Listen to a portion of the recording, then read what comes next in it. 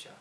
ان 3 نمازوں کو 8 شرائط کے ساتھ قصر یعنی 2 رکعتیں پڑھنی چاہیے. جب آپ لوگ سفر پہ جائیں راستے میں جہاں آپ نے 10 دن نہیں ٹھہرنا، 1 دن 2 دن 3 دن 5 دن جہاں آپ نے ٹھہرنا یا ٹھہرنا ہی نہیں مسلسل جانا ہے، تو اس سفر میں آپ ظہر کی نماز 2 رکعت پڑھیں گے، عصر کی نماز بھی 2 رکعتیں اور عشاء کی نماز بھی اس کی بھی 2 رکعتیں آپ بجا لائیں گے. 2 رکعتیں 4 رکعتی نمازوں میں سے معاف ہیں. 2 رکعتیں. تو وہ جو شرائط ہیں یہ کل 8 ہیں. پہلی شرط آج آپ کی خدمت میں ہم عرض کر دیتے ہیں، دوسری شرط پھر کل.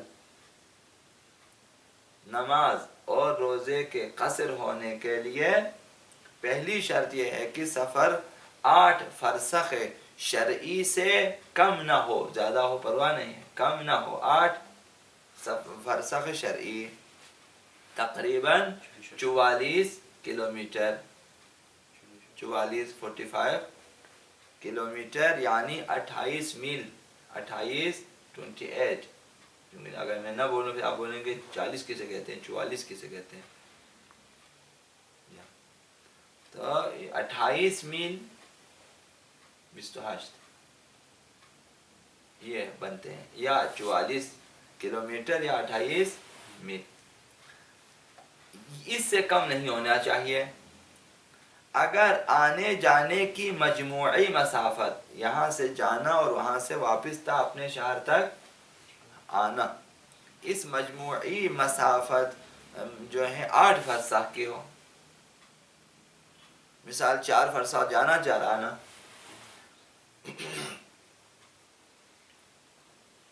8 فرسخ ہو، لیکن جانا 4 فرسخ سے کم اور آنا 4 فرسخ سے زیادہ ہو.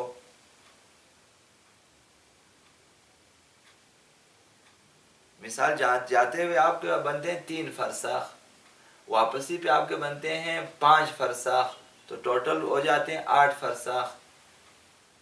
جاتے ہوئے شارٹ کٹ ہے، آتے ہوئے لمبا روٹ پڑتا ہے. اس صورت میں اگر دونوں برابر ہے تو پرواہ نہیں ہے، نماز قصر. اگر جانا جو ہے 4 فرسخ سے کم ہو لیکن آنا 4 فرسخ زیادہ ہو تو مجموعاً بن جائے 8 فرسخ. تو اس صورت میں حضرت امام خمینی آیت اللہ خوی فرماتے ہیں نماز پوری پڑھے، قصر نہ پڑھے.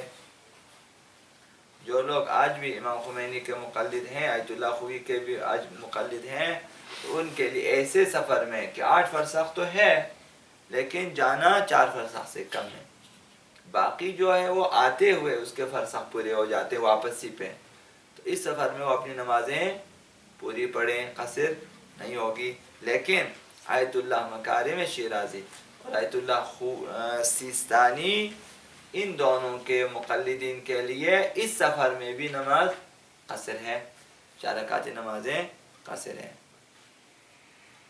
سمجھ میں تو آیا ہوگا، سر نہیں ہلایا. لیکن اگر جانا 4 فرسخ سے زیادہ ہو اور آنا 4 فرسخ سے کم ہے، مثلا جاتے ہوئے لمبا روٹ ہے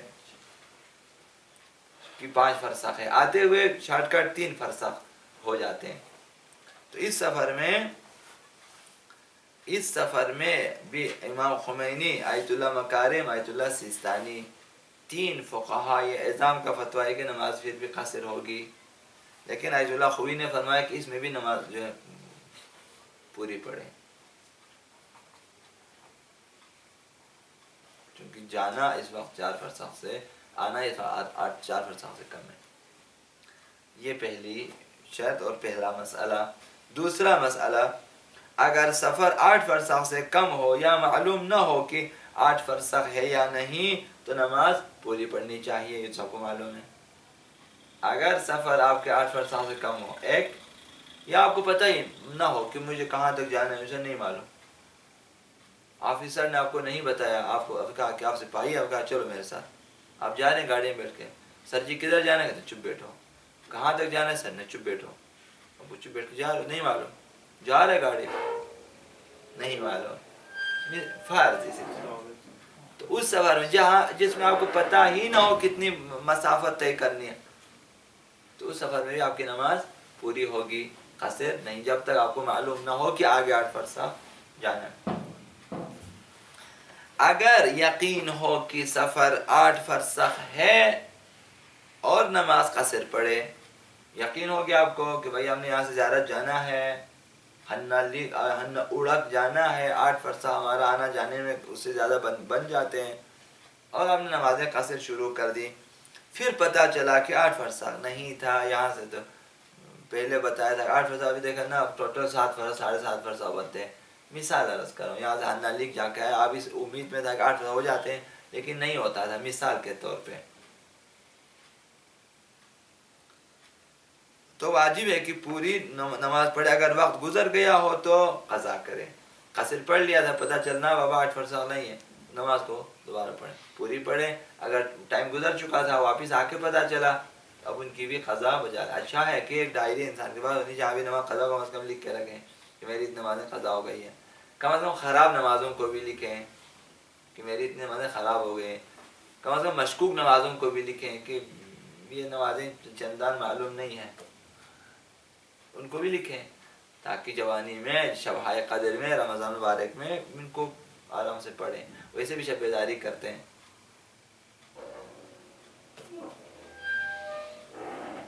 جس شوق سے ہم کھانے پینے کی چیزوں میں شب قدر میں عاشورہ میں مصروف ہو جاتے ہیں، جہاں پتہ چلا کہ چاول مول آگے کس قدر شوق سے ہم چلے جاتے ہیں، چہرہ ہمارا کھل جاتا ہے، خوشحال ہو جاتے ہیں، باقی جاتے ہیں۔ اسی خوشحالی کے ساتھ جو ہے یہ جو نمازیں ہیں وغیرہ پڑھنی چاہیے۔ ابھی سفر میں ہم لوگ بہت زیادہ ہماری نمازیں یا قضا ہو جاتی ہیں یا خراب ہو جاتی ہیں، یہ نہیں معلوم ہوتا۔ تو ان نمازوں کو لکھ کے رکھیں یا تاکہ واپسی پہ آخر میں کہتے ہیں یاد نہیں ہے، پتہ نہیں کتنی نمازیں ہو گئی، پھر یادم نہیں ہے بولتے، یاد میں نہیں ہے۔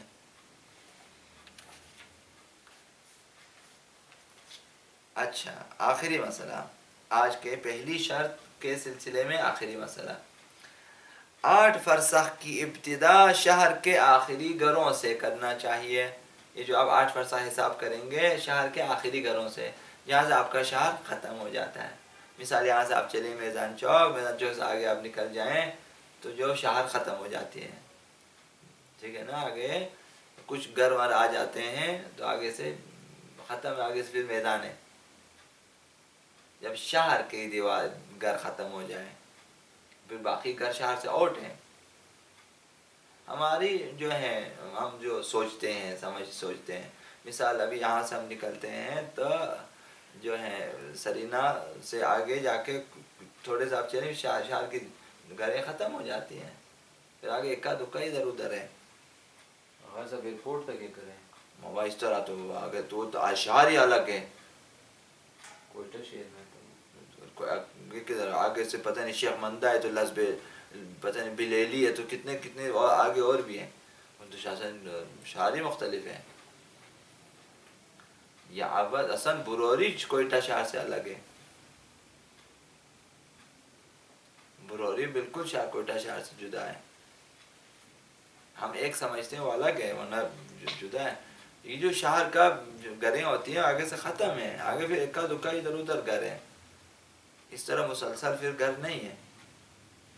زرغون روڈ کو آپ ادھر سے کراس کریں زیادہ زیادہ آگے، پھر آگے چمن ہاؤسنگ آ جاتی ہے، وہ ایک الگ ایک ہے چمن ہاؤسنگ، پھر الگ آگے ان کے نام الگ ہیں، اصل شہر تو یہ ہے سینٹر۔ اس طرح تو پھر ہمیں قصر ہی نہیں کرنی چاہیے، اس طرح تو پھر سلسلہ چلے گا۔ ابھی ایئرپورٹ خود بالکل الگ تھلگ ہے، وہاں گھر کدھر ہے؟ اکا دکا جو روڈ کے اس طرف کچھ گھر ہیں پھر اور نہیں ہے، اب ان کو تو شہر نہیں کہنا چاہیے۔ خلاصہ یہاں سے آپ خود سمجھے کہ شہر کی جو ہے دیواریں ختم ہو گئی، وہاں سے آپ 8 فرسخ شروع کریں حساب کریں۔ پر محمد و آل محمد صلی اللہ علیہ وسلم